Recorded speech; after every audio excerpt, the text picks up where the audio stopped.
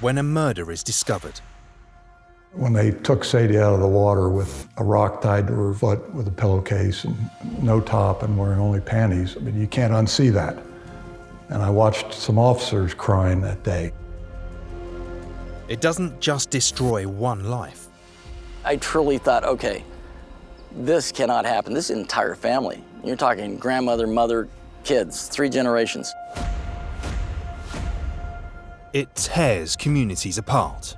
When her body was located, she was nude, she was deceased, she had some ligature marks on her neck. It's up to the police to not only solve the mystery. I then went round the house looking for anything that might obviously be stolen. And track down the killer, but bring them to justice. There's 2 bodies found. Your first thought is, oh my goodness me, is there a serial killer? In this episode, fishermen find male body parts floating in a suitcase, leaving police baffled. The body was drained of blood before being dismembered, so that was a challenge for forensics. Meet the murder detectives. When I actually picked up that lockbox and I moved it back and forth, I was like, there's the gun. Who reveal how they caught the killer. His killer was meticulous and his killer was careful.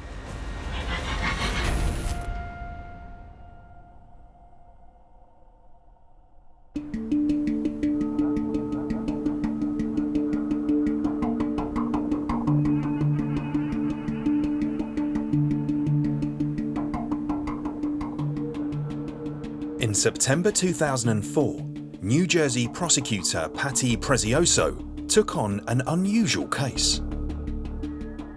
When this investigation came in, it was a strange set of circumstances because a New Jersey resident had been identified as the victim of a homicide in Virginia Beach.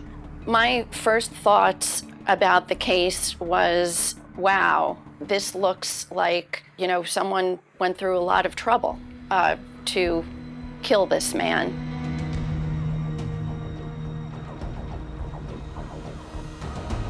"5 months earlier, on May 5th, near the Chesapeake Bay Bridge, some 300 miles away, a suitcase had been spotted in the water by 2 fishermen. They pivoted their boat around and brought the suitcase on board and opened the suitcase, and the suitcase contained from the knees down of a white male. Over the next 2 weeks, 2 more suitcases turned up containing the rest of the body, wrapped in black garbage bags. Upon examination, it seemed clear that he had been shot, and the belief is he was shot and killed before he was disarticulated. The body parts were found in Virginia. Police computer forensics analyst Jennifer Seymour soon found herself drawn into the investigation. So it didn't become immediately apparent to us that it was a victim from New Jersey. There was no missing persons report filed, and it took a while for them to identify even who the body was. By circulating a composite sketch, Virginia State Police eventually identified the victim as 39-year-old Bill McGuire, a resident of Woodbridge, New Jersey. Realizing the investigation was now shifting across state lines, Virginia Police handed it over. It was clear, looking at the case from the beginning, that we were going to need resources statewide, which the New Jersey Attorney General had, as did the New Jersey State Police. So those were the agencies that led the effort. McGuire had fallen victim to a determined killer. There was a lot of skill put into cutting the body up. Police Lieutenant John Pizzuro led the hunt for evidence in New Jersey. From a psychological standpoint, someone that does that usually pays attention to great detail. It just shows me that someone that takes a lot of time and that's very meticulous and that's very fastidious will go to greater lengths. They're not sloppy. What we know from research is that dismembering bodies is rare. About 5 to 6% of murder cases from research show that bodies are dismembered. It's not easy to cut up a body. It takes time, it takes strength, it takes effort, and it's very, very grisly and messy. To be able to do that, to have the stomach to do that, to have the personality to be able to do that, describes a particular type of person.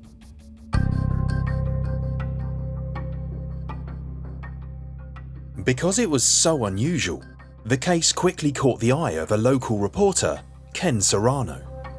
I was in the newsroom, of course, and the wire services had written a story out of Virginia on the fact that the body was found in 3 suitcases.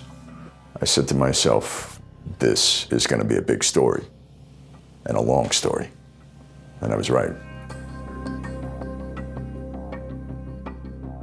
The details were so incredibly lurid right up from the start that I think anyone in the country who had heard about this was shocked by it. The fact that it was in New Jersey brought it closer to home for most people. Now she had a name. Prezioso needed to find out what had gone on in Bill McGuire's life to lead it to such an end. Bill McGuire was married to a woman named Melanie. He had served in the Navy, and from what I've heard, he overwhelmingly was a very loving father, very devoted to his children. On the last day we knew him to be alive, he had closed on a house in Warren County, a substantial house, and they were planning on moving from a 2-bedroom, 2-bath duplex apartment in Woodbridge to this beautiful home in Warren County. All we knew going into the case was that the family seemed like a normal family. Whenever a person is found murdered, the police immediately will look at people known to that, because most people are killed by somebody they know. So immediately you would look at, are they married? What was the state of their marriage? Was he in any financial difficulty? What's going on? It's building up a profile of the victim. Once you understand what's happening in the victim's life, you can understand who the potential suspects are. Continuing to cover this breaking story, reporters began chasing down their own leads on the couple. So the McGuires were on the cusp of realizing the American dream. They were both very hardworking people. Bill had been a waiter at a French restaurant at one point, and he had a certain rapport with the customers there. He was jocularly rude to them, come on, speed it up here, And they came to call him the rude waiter. Everybody wanted to be served by the rude waiter.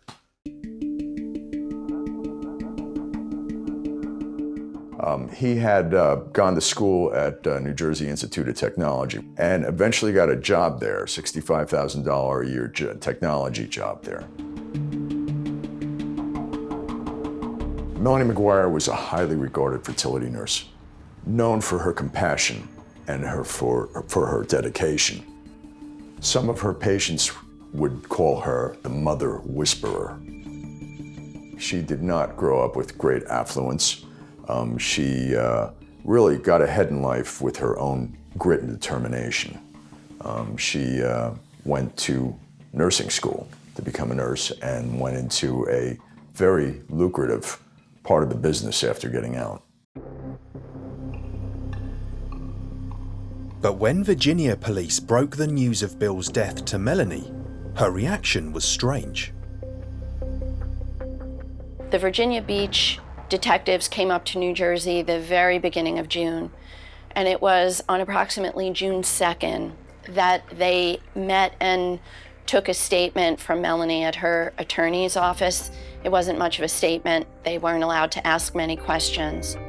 She was shaken She was nervous, she was evasive, she was trying to cry but producing no tears. Most importantly, she didn't even ask how Bill McGuire was murdered. All those things raised the suspicions of the investigators. Coupled with what we consider to be odd behavior, she never reported her husband as missing. Melanie had just moved out of her apartment, the apartment that she lived in with Bill and their children, just a few days before. Additionally, we learned she gave away Bill's belongings in black garbage bags. We wondered, why did she do this? For John Pizzuro, there was something about the grieving widow that just didn't add up. Her clothes were conservative. She was very quiet. She appeared very timid. She appeared very emotional when things would occur.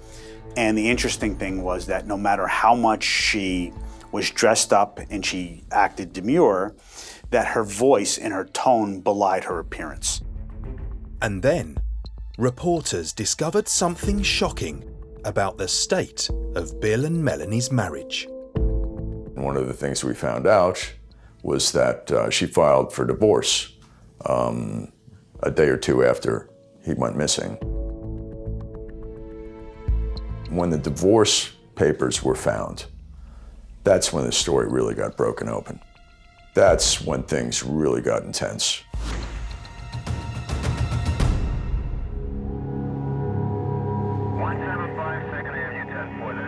New Jersey State Police were investigating the murder and dismemberment of Bill McGuire. And the public wanted answers.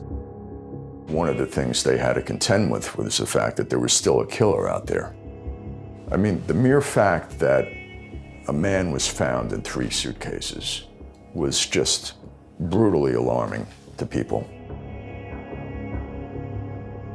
So there was a lot of pressure on the authorities to come up with facts in this case.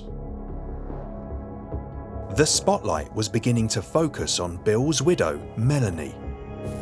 She had filed for divorce shortly after Bill had gone missing. She was at a courthouse telling a judge that she was afraid of her husband and that she needed a restraining order. She was alleging that on the night after the closing, she and Bill had a fight, and he took a dryer sheet and shoved it in her mouth and got physical with her and said, "You're the reason that the kids are never going to have a father." And he left. And we had the audio tape from that hearing, and you could hear the judge saying, "Don't worry, Mrs. McGuire, you're safe now." As a crime reporter, the fact that she had filed for divorce a couple of days later was something to really pay attention to, and was casting a lot of suspicion on Melanie McGuire. But she was still not the kind of person the public would immediately identify as a cold-blooded killer. The fight and marital breakdown suggested Melanie might have a motive, but she'd hired a lawyer and wasn't cooperating. Prezioso needed something to jumpstart the investigation. We had probable cause to get a wiretap, and we started listening to Melanie's phones. A wiretap is done in secret. That people don't know that they're on the wire, that they're being recorded. And it's carefully done under careful supervision of the court.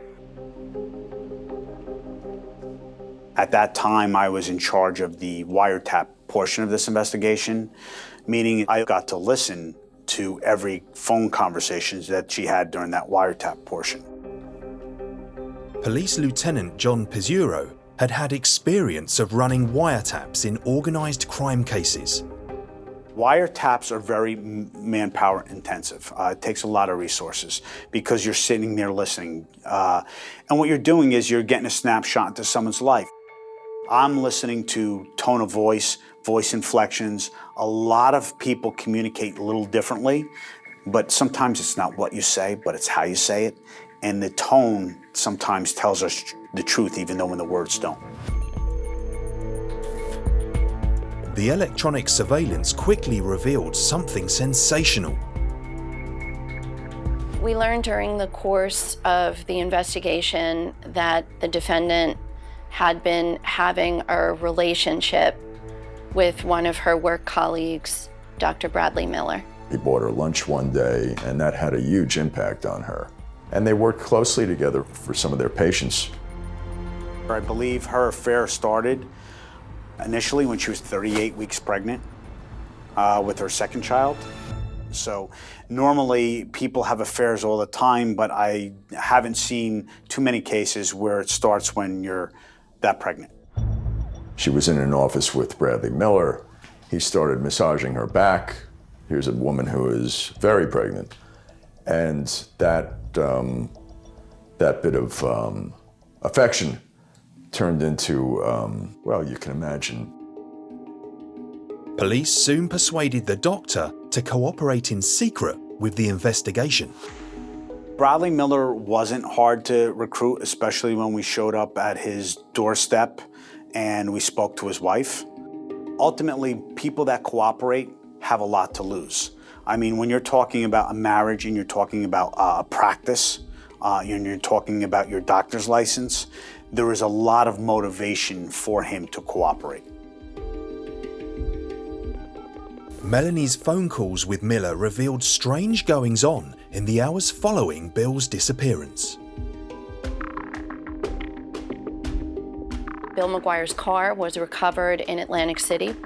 One of the most popular New Jersey media outlets, they had an article that said the security footage from the hotel captured the image of the person who parked the car. So after that article, what she told Brad Miller was that it was going to be her on the tape because it was her that parked Bill's car at the Flamingo Hotel.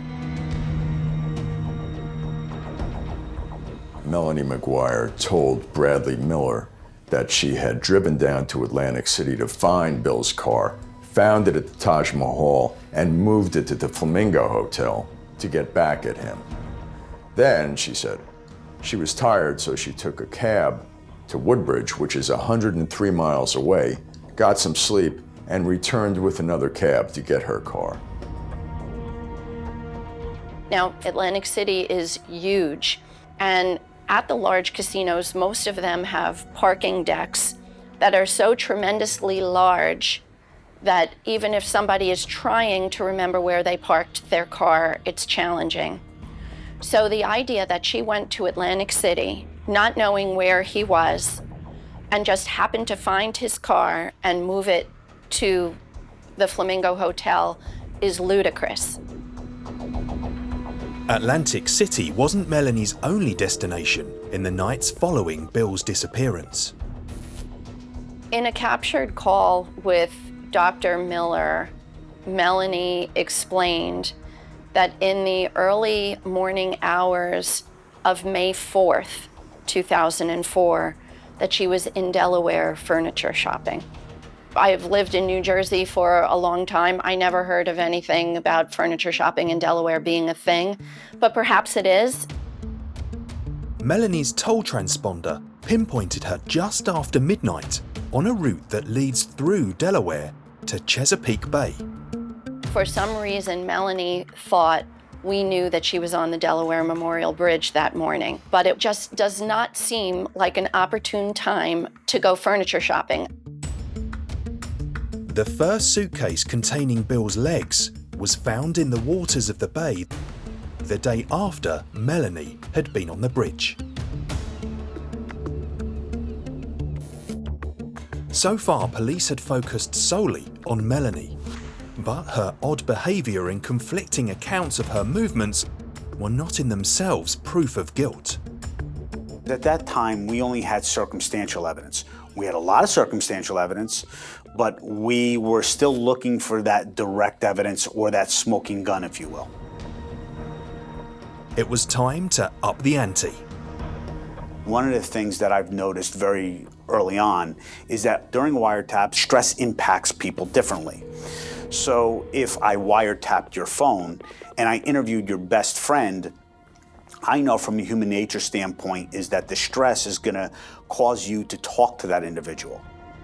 In my experience, the people that we don't catch are the people that commit a crime with no witnesses and then don't talk about it. But human nature, we know people cannot help to talk about it. So what we're doing is we're capitalizing on human nature and what people actually do. The detectives started planting information with Melanie's friends and family in the hope it would trigger a phone call. They wanted to see what Melanie's reaction would be. 2 days before Bill went missing, Melanie McGuire purchased a gun in Pennsylvania. And we would later hear in a call with Jim Finn where he said, "You never told me you bought the gun." And she said, "Yeah, I bought it. I bought it for Bill."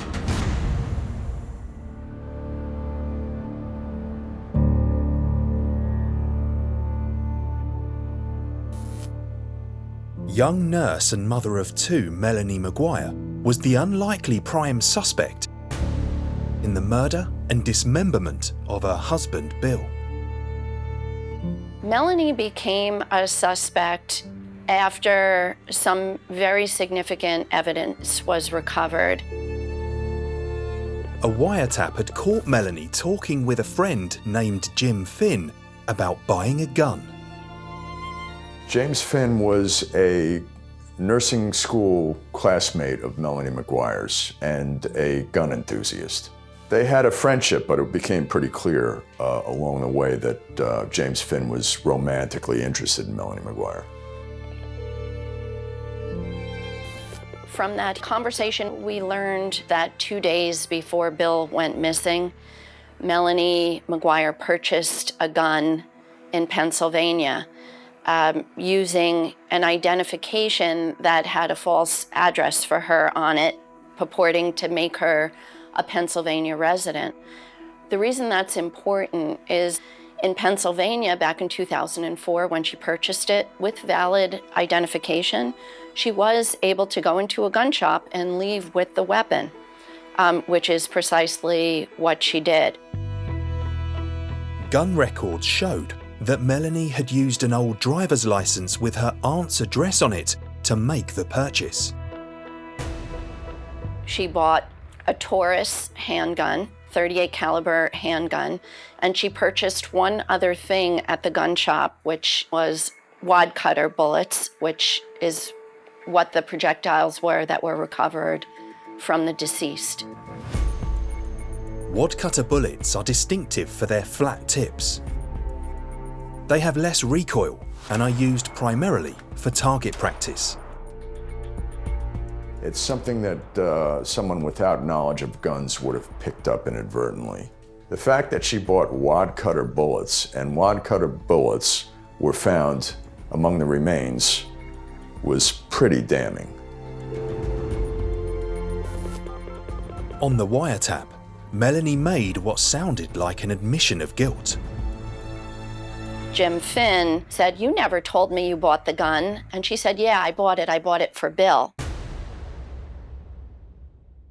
For a moment, police held their breath, but it turned out Melanie had meant something else. She said that she bought the gun for Bill because they were moving to a rural area and he wanted a gun. Whatever her explanation to James Finn, Melanie had lied to buy the gun. She could have gotten the gun in New Jersey and bought it legally. So there was no reason for her to do what she did unless she wanted to hide what she was purchasing. Coming on top of her generally suspicious behaviour, police decided they had enough to act.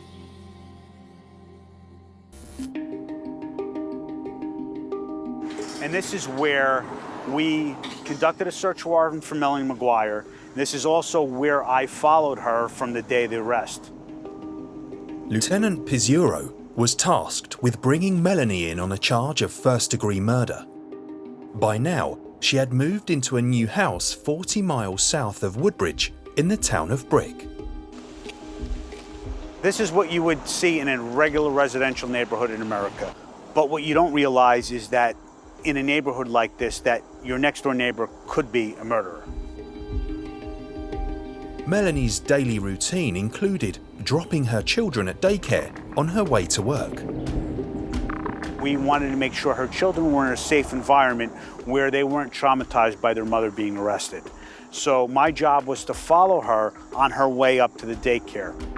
En route, things took an unexpected turn. She stopped at a cannoli shop in Tom's River in Brick, right around here. And once she got out of the car, I had to get out of the car myself to make sure that her children were safe. And then I had walked up to the door right behind her just to act natural, and then she had grabbed my arm and she said, "Oh, this is great, maybe they'll open earlier since there are two of us standing out here." Pizzuro had to tell Melanie she wasn't going to get her cannoli that day. But afterwards, once that was done and the arrest occurred, I got her key and came here and executed a court-authorized search warrants for her premises. When news of the arrest broke, the media went into overdrive. It was difficult for the public to wrap their minds around how a respected fertility nurse could have possibly killed her husband and dissected his body. The fact that she was a compassionate person in her professional role did lead to some sympathy among the public for her, a certain amount of sympathy. She had a lot of patients who were very friendly with her and believed in her innocence. So there was a webpage created in her defense, and there were people who really thought that she didn't do it. Melanie soon made bail of $750,000. Meanwhile, the arrest gave police a chance to dig more deeply into her life. This scene is like any other scene that we have. We do search warrants all the time. The only thing that struck me here is the lack of disorganization. It was so organized that I believe that it just spoke volumes. As he went through the house, Pizzuro finally got an inside view of the type of person Melanie was. When I walk into the front door here, the front door, we're walking in, they have a garage, there's a downstairs, but there was no dust, for example. There was no dust bunnies. The spice rack was in alphabetical order. The bedrooms, for example, were very pristine. Everything was completely in order. This even from their closet, from their tags, from going from smaller size to larger size. So there was great detail, and what occurred to me is that Melanie McGuire is someone that really is into detail. The house itself didn't turn up anything concrete, but Pizzuro wasn't done searching. We found that Melanie McGuire had a storage facility in her name and that she had visited that storage facility. So once we found that, we conducted a search warrant on that storage facility. It was just your normal storage facility that you would see. If you watch a TV show, Storage Wars, you know, you go in there, you see one of those little lockers. That's it. That's all it was, and it's just a locker. Pizzuro took his time searching the space.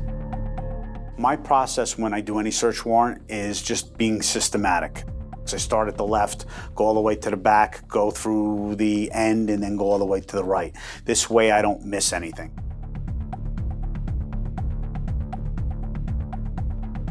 One of the things that we found was Mr. McGuire's wallet. If you were going to Atlantic City, are you going to go there without your wallet? Then why is your wallet in the storage facility? Pizzuro felt he was onto something. Then, he seemed to strike gold. So we found a gun box, lockbox. When I actually picked up that lockbox and I moved it back and forth, I was like, there's the gun. until the locksmith came and opened it, and it was Energizer D batteries. It was a bitter blow. The batteries in the gun lockbox really kind of threw me. Melanie's desktop computer found its way into the hands of computer forensics analyst Jennifer Seymour. It was a Friday, and later in the day, I was one of the few people around, and the lieutenant said, "Hey, we have someone coming in with a computer. It's for a homicide case. Are you going to be here to check the evidence in?" And I said, "Yeah, sure, I'll be here." Seymour is a specialist in digging out data that the user thought they'd deleted or didn't even know existed.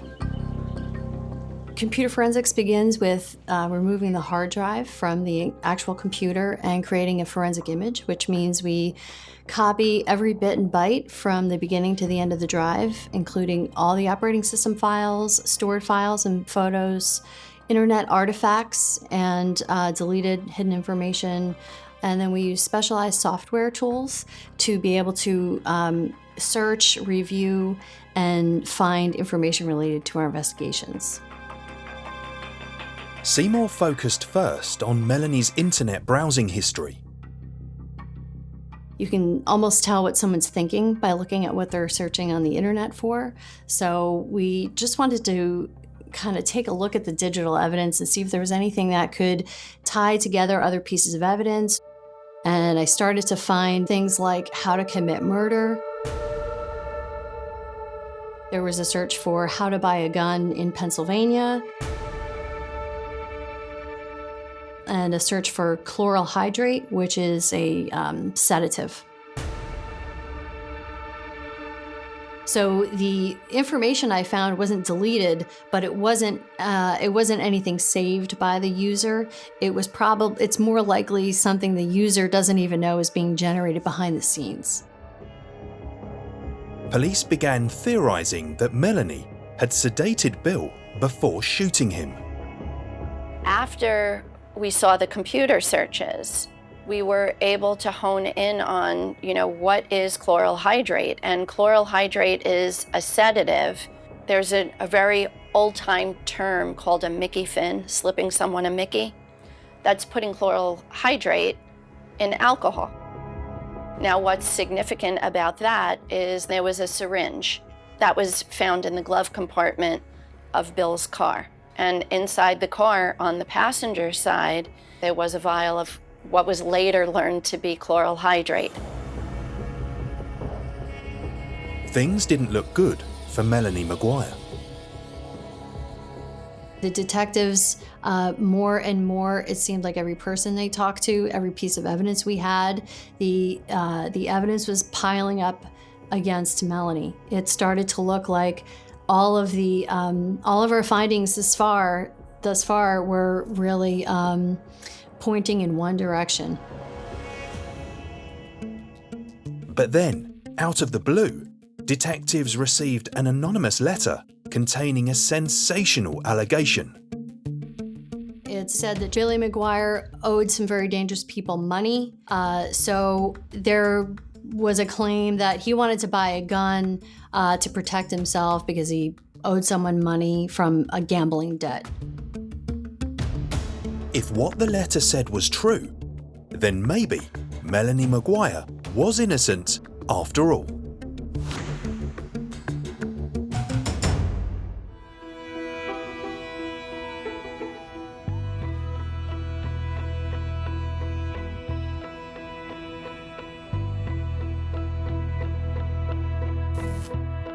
Prosecutors had indicted Melanie McGuire for what the press was calling the Suitcase murder. But an anonymous letter threw doubt on the case. It alleged that husband Bill had been murdered over money.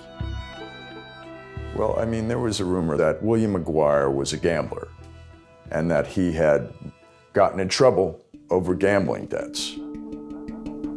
But despite Bill's car being found in Atlantic City, detectives were skeptical. Having investigated organized crime extensively and gambling investigations, I know just from my experiences, there's going to be ledgers. We found no ledgers.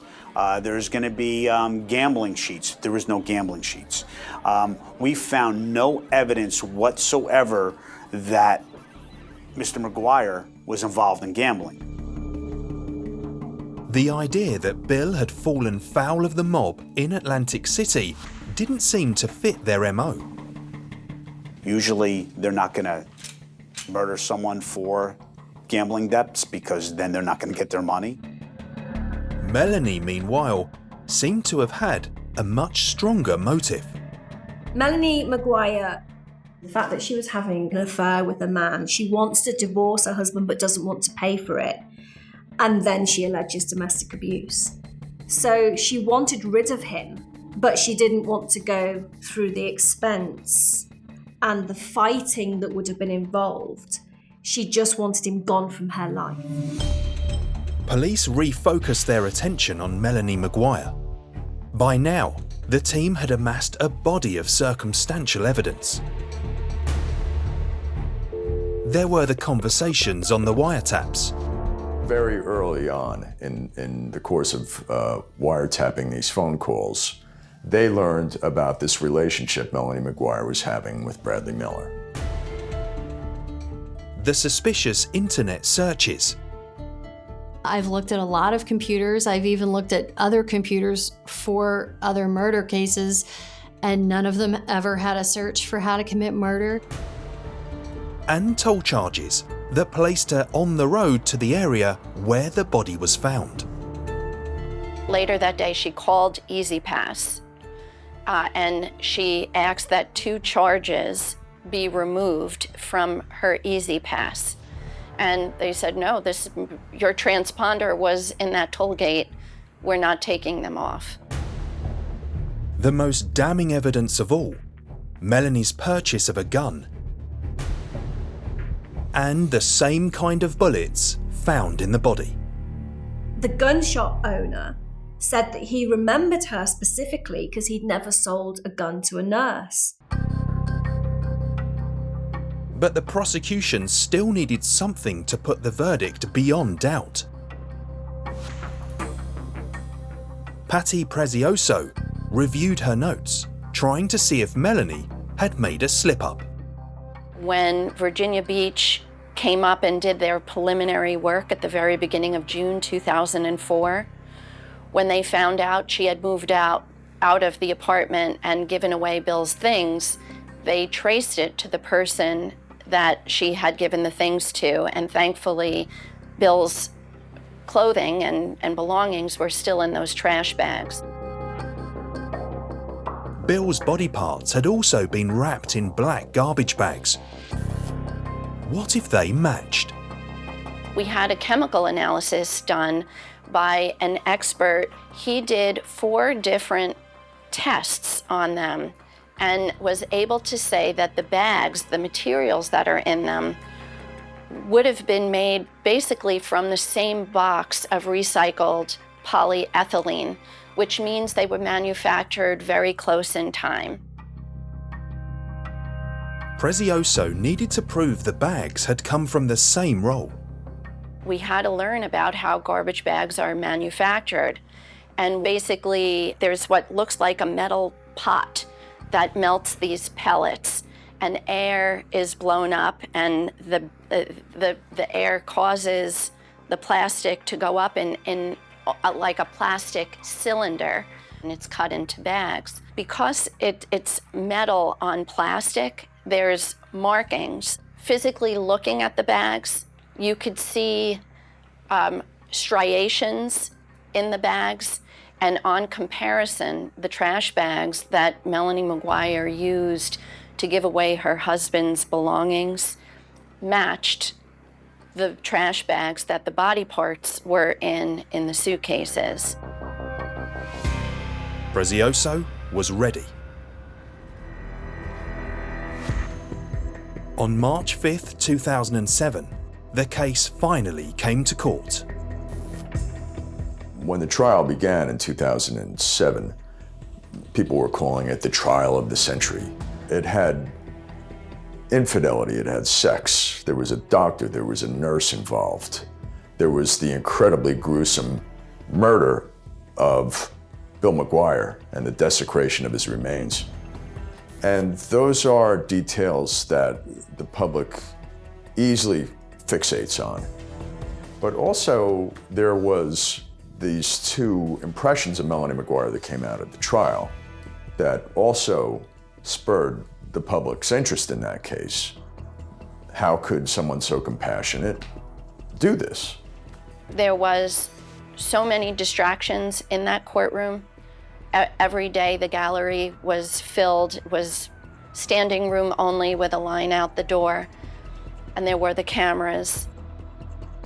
But my plan going in was just to focus on the jury and to make sure that they got to hear and see the evidence. Dozens of witnesses were called, including Melanie's now former lover, her friends, and work colleagues. We had 60 witnesses for the state. We had 2 people who wore a body wire who were still friends with Melanie, and they were trying to get her to say something incriminating on the wire. One piece of testimony caused a stir. There was a witness who was a friend of Melanie's who said that she stopped by the house to check on Melanie. It was a few days or a week after the murder would have happened. And she said when she got up to the front door of the house, she smelled bleach, a heavy smell of bleach. And beyond anything you would normally use to clean a house, more like if you were cleaning up a crime scene. Despite all the compelling witness testimony, it was Melanie herself who made the biggest impact on the court. The most important evidence at trial was Melanie's numerous excuses, and the jury got to hear her explain those excuses in her own voice, which was very important because witnesses can be cross-examined, and Melanie certainly had a wonderful attorney who was a great cross-examiner. But it was very difficult for him to cross-examine recorded calls with his client.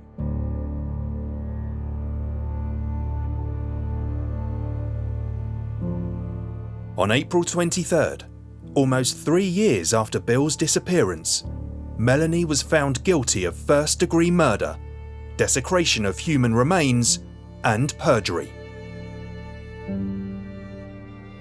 Melanie McGuire, I think, is a master manipulator.